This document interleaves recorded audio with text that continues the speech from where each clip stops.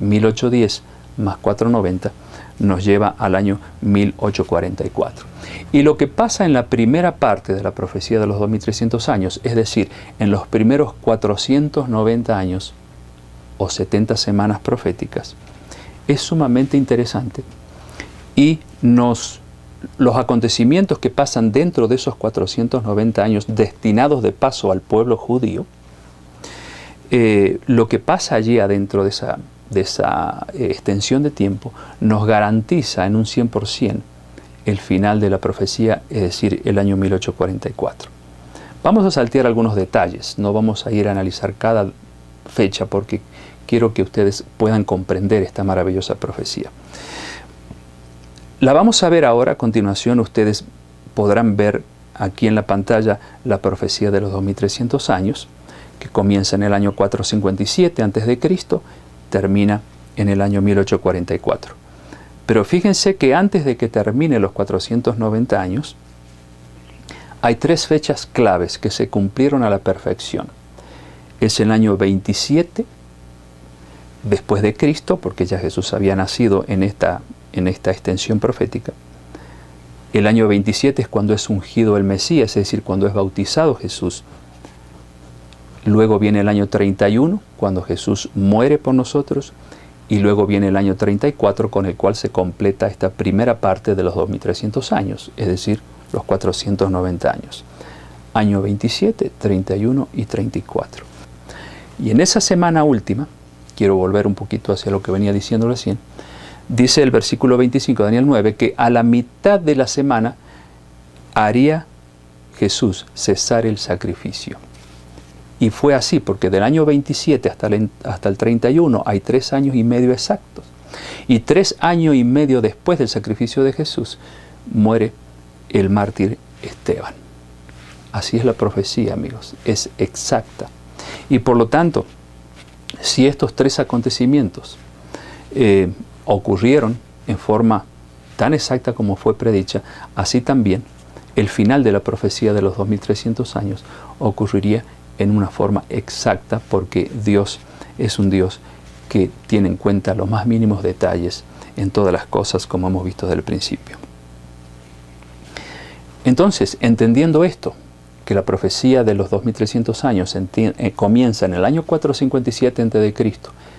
y termina en 1844, teniendo como algunos acontecimientos claves el bautismo de Jesús, la crucifixión de Jesús y el apedreamiento del mártir Esteban, cuando el pueblo judío rechazó a Jesús como su Salvador.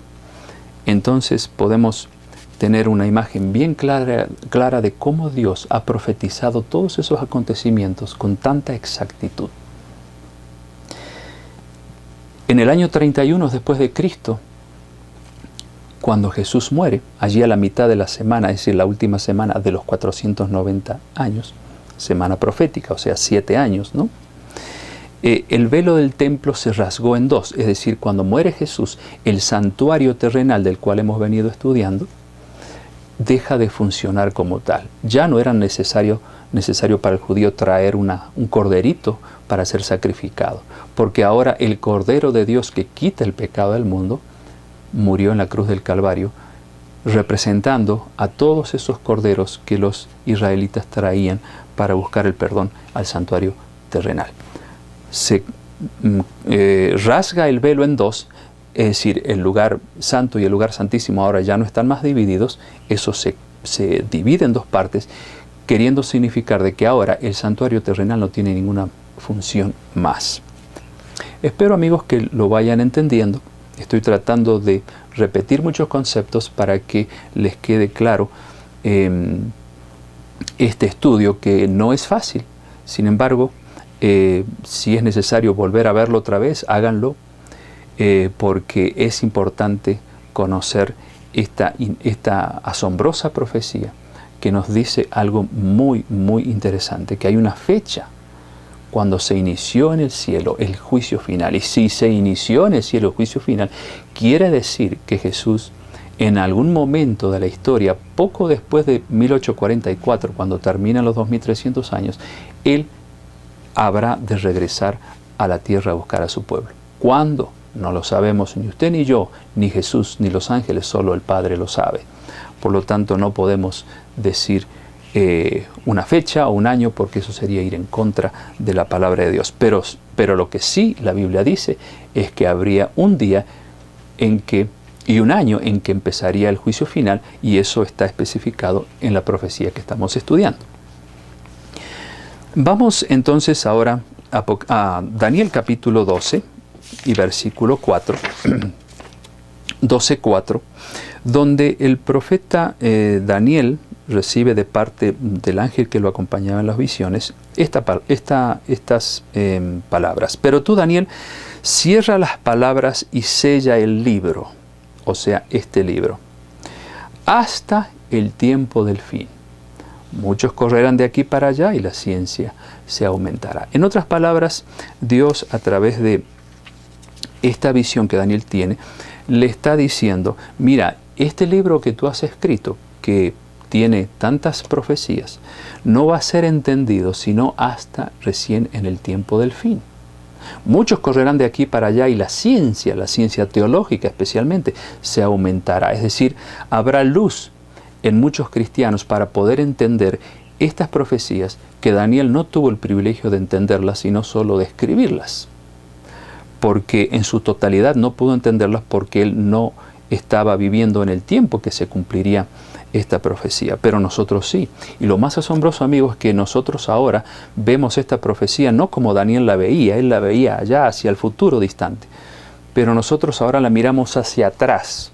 Por eso Dios ha dejado esta revelación para que la podamos entender en el tiempo del fin, poco antes de la segunda venida de Cristo. Y vamos a Apocalipsis capítulo 10, donde encontramos también allí algunos datos interesantes acerca de este tiempo cuando las profecías, tanto de Daniel como Apocalipsis, habrían de ser entendidas, de ser estudiadas por hijos de Dios, a quienes Dios le daría luz para poder comprenderlas y enseñarlas al mundo entero. Capítulo 10 de Apocalipsis, versículo 1 y 2, dice, vi descender del cielo a otro ángel fuerte, envuelto en una nube con el arco iris sobre su cabeza, y su rostro era como el sol y sus pies como columna de fuego.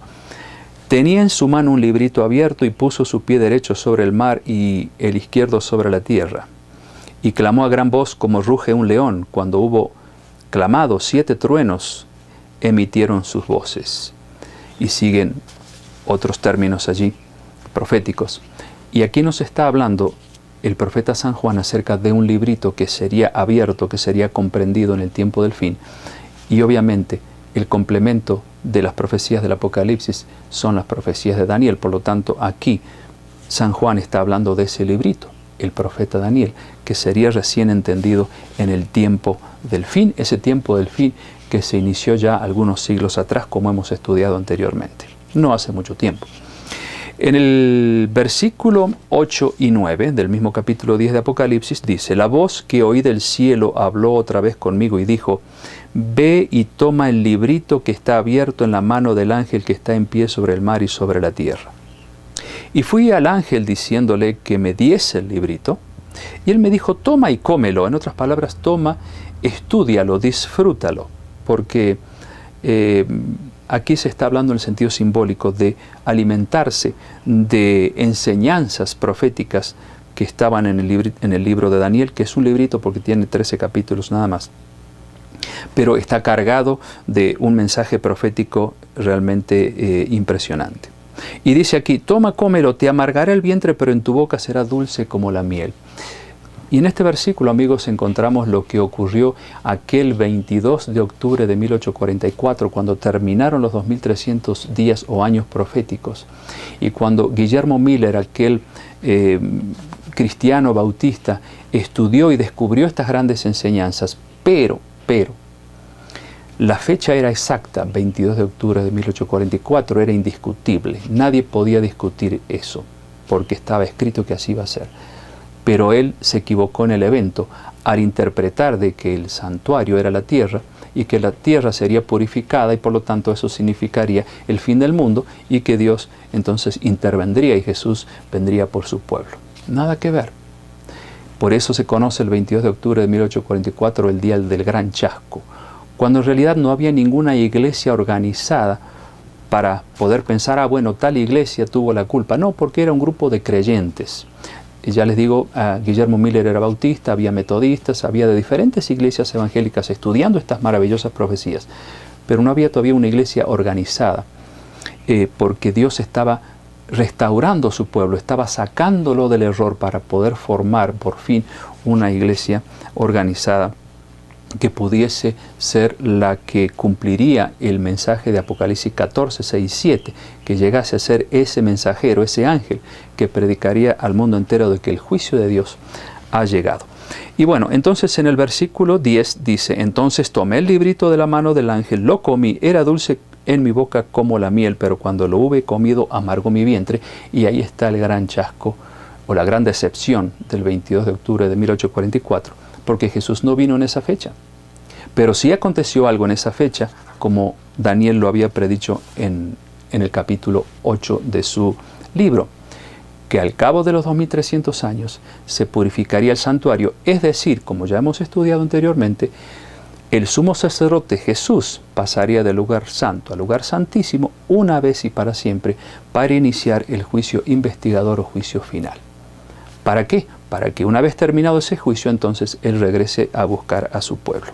Y de allí entonces que el versículo 11 dice, y Él me dijo, es necesario que profetices otra vez sobre muchos pueblos, naciones, lenguas y reinos. En otras palabras, allí se nos dice, amigos, que después de ese chasco, después de esa amargura, era necesario que ese grupo de creyentes sinceros volvieran a profetizar, volvieran a enseñar al mundo entero de que en realidad, por un lado, se habían equivocado, que no era el día del regreso de Jesús, porque Jesús no puso fechas, ya lo hemos dicho un montón de veces, sino que lo que acontecía era que el Señor Jesús iniciaba el juicio investigador final en el santuario celestial para prepararse para venir a esta tierra. Entonces se producirá, de acuerdo a Apocalipsis 8, un silencio en el cielo, la actividad mediadora de Cristo cesa, la actividad del juicio termina, para que Jesús entonces con sus millares de ángeles regrese aquí a la tierra a buscar a sus hijos. Y allí también se declararán aquellas palabras de Apocalipsis 22:11, cuando Jesús tendrá que decir por primera vez, el que es justo practique la justicia todavía, pero el que es injusto sea injusto todavía. El que es puro, purifíquese todavía, pero el que no es puro, siga siendo impuro, pues no habrá quien esté intercediendo por aquellos que quieran arrepentirse cuando Jesús salga del santuario donde está intercediendo aquí a esta tierra a buscarnos. Por eso, amigos, vivimos en un tiempo muy solemne, muy significativo, cuando ustedes y yo tenemos que tomar muy en serio el plan de salvación y lo que Jesús ha hecho por nosotros. Bueno, espero que les haya quedado claro este estudio. Vuélvanlo a repasar si hay algo que no pudieron entender. Pero una vez más, 22 de octubre de 1844 se inició en el cielo, de acuerdo a la profecía, el juicio investigador, a un juicio que no debiera despertar en nosotros ningún temor, al contrario, sino esperanza, porque sabemos que pronto el Señor Jesús saldrá del lugar santísimo del santuario celestial para venir a buscarnos. ¿No es eso acaso un motivo de alegría y de regocijo saber que Jesús viene pronto? Claro que sí. Solo los que no aman a Dios pueden tenerle miedo al juicio, ¿verdad? Pero los cristianos no. Vamos a terminar con una oración. Gracias, Señor, por esta gran revelación que hemos estudiado junto a mis amigos. Rogamos que nos des entendimiento y podamos comprender cada punto de esta profecía, especialmente los acontecimientos que hemos analizado juntos. Sabemos, Padre, que el juicio final empezó en el cielo y un día Jesús vendrá a buscarnos. Te ruego que bendigas a mis amigos para que ellos se preparen junto conmigo para ese día glorioso que se acerca rápidamente. Te pedimos que nos ayudes a aceptar a Jesús cada día en nuestros corazones como nuestro Salvador, nuestro abogado e intercesor en el cielo, quien siempre está dispuesto a limpiarnos y a darnos el poder para vencer. En el nombre de Jesús. Amén.